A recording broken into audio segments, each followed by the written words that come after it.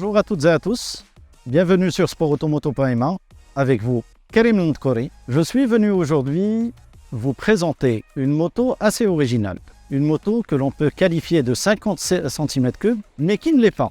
Elle ne l'est pas vraiment puisque c'est une moto 100% électrique et sans permis de conduire. C'est la première fois chez sportautomoto.ma que l'on teste un véhicule électrique et équivalent d'un 50cc. Il s'agit de la TS Street Hunter de la marque australo-chinoise Super Soco. Cette moto, dont la destination principale est le milieu urbain, se veut économique, pratique et écologique.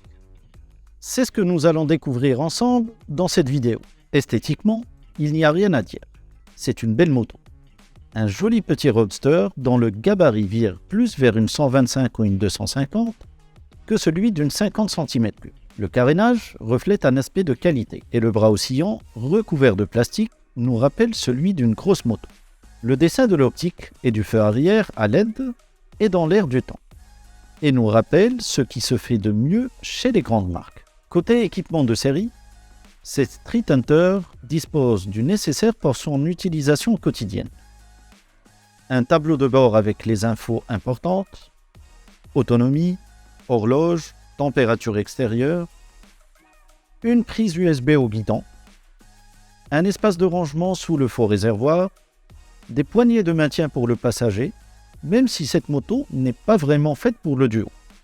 Au moment du premier test de roulage, dès que je chevauche cette TS, je suis surpris par sa légèreté et sa hauteur de selle de 72 mm.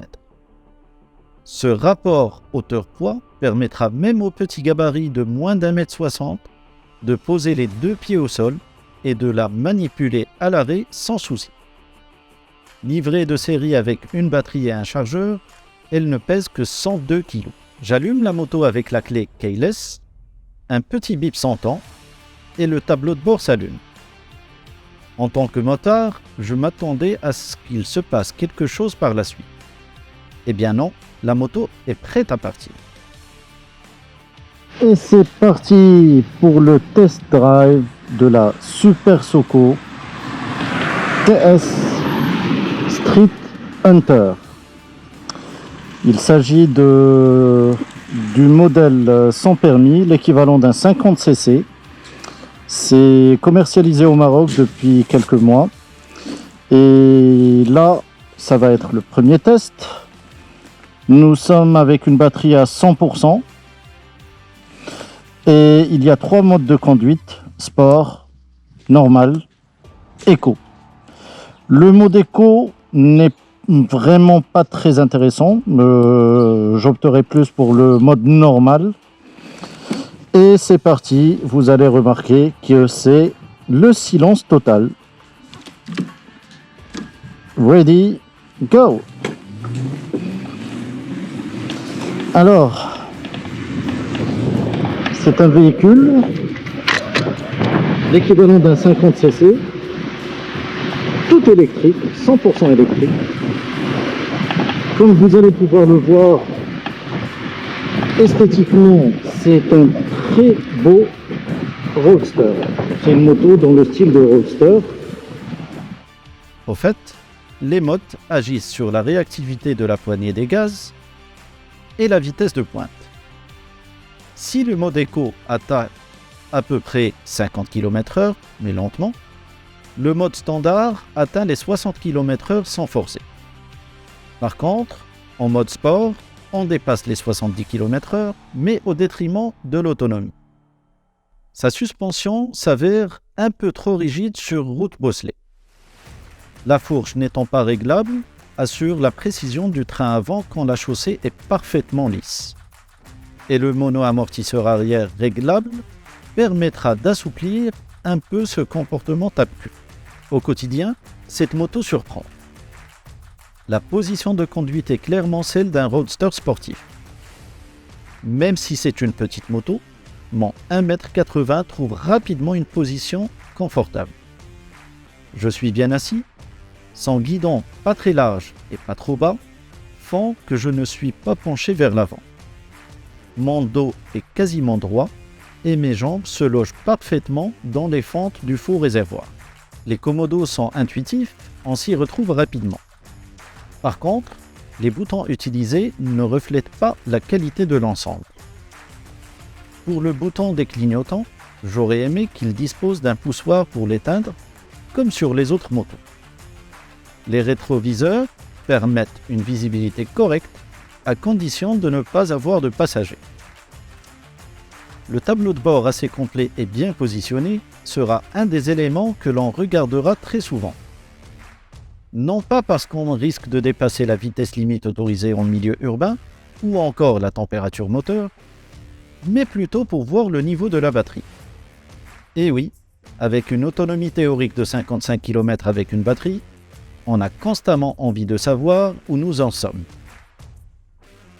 Durant ces 3 jours d'essai, j'ai totalisé 115 km, ce qui fait une moyenne de près de 40 km par jour, équivalente à une utilisation journalière pour aller au travail, aller voir les amis ou encore pour faire une balade en périphérie de la ville. Le mode 1 est quasiment inutilisable, donc je suis la plupart du temps sur le mode 2. Son moteur, intégré directement dans la roue arrière, délivre une puissance nominale de 2,5 kW avec une crête à 3,3 kW. Et son couple de 180 Nm disponible dès le début permet des accélérations correctes pour un tel rapport poids-puissance. Comme c'est électrique, c'est linéaire. Et il n'y a pas besoin d'essorer la poignée dès le départ pour aller vite, mais de la tourner à fur et à mesure que la vitesse augmente. Le freinage, l'un des points forts de cette Street Hunter. Le couplage avant-arrière permet de bien freiner l'engin quel que soit le levier qu'on actionne. Et cela grâce aux 2 disques pincés par un étrier 4 pistons à l'avant et 1 à l'arrière. Même en écrasant les 2 leviers, la moto freine parfaitement sans bloquer les roues. Pendant ces quelques jours d'utilisation, j'ai pu constater aussi certains points à améliorer que je considère importants pour le développement de cette catégorie de moto. Il s'agit en premier lieu du frein moteur. Lors des descentes par exemple, la moto est en roue libre, comme en point mort sur une moto à vitesse. Elle n'est pas freinée et donc, plus la pente est importante, plus la vitesse augmente. Deuxième point qui rejoint le premier, c'est de pouvoir récupérer de l'énergie lors des freinages, des décélérations et des descentes, comme ce qui se fait déjà dans l'automobile. Le dernier jour, je sors faire un test dynamique assez soutenu pour évaluer son autonomie. Batterie à 100%, je commence en mode 2 en roulant comme sur une thermique. Je ne cherche pas à économiser la batterie. J'évolue entre 40 et 60 km/h dans les ruelles de la ville. Et une fois que j'ai rejoint une route nationale, je teste 2 petites pointes de vitesse en mode 3. Au bout de 28 km, la batterie affiche 50%. Là, je me mets en mode 3 et je conduis quasiment à fond jusqu'à ce que la moto se mette automatiquement au mode éco à 20% de la batterie. Ce qui veut dire qu'en mode 3, en conduite sportive, j'ai fait 8 km avec 30% de la batterie. Une fois arrivé à la maison, j'avais parcouru durant cette sortie 42 km et il restait 14% de la batterie. Conclusion. Pour moi, il s'agit très clairement d'une belle surprise que de découvrir cette moto électrique. Est-ce que j'ai pris du plaisir à son guidon? La réponse est oui, même pour une équivalence 50 cm3. Le silence de roulage est une nouvelle et autre façon d'apprécier la moto. On entend tout ce qui nous entoure. Est-ce que cela peut être pratique au quotidien? Oui, c'est sûr, puisqu'il n'y a plus la contrainte de l'entretien courant et plus de passage à la pompe. Mais à condition d'opter pour une deuxième batterie pour les motards qui veulent, comme moi, une conduite constante en mode 3. Et encore, pour ceux qui chercheraient plus de puissance, il existe chez Super Soco un modèle équivalent à 125 cm3 que nous testerons pour vous très bientôt.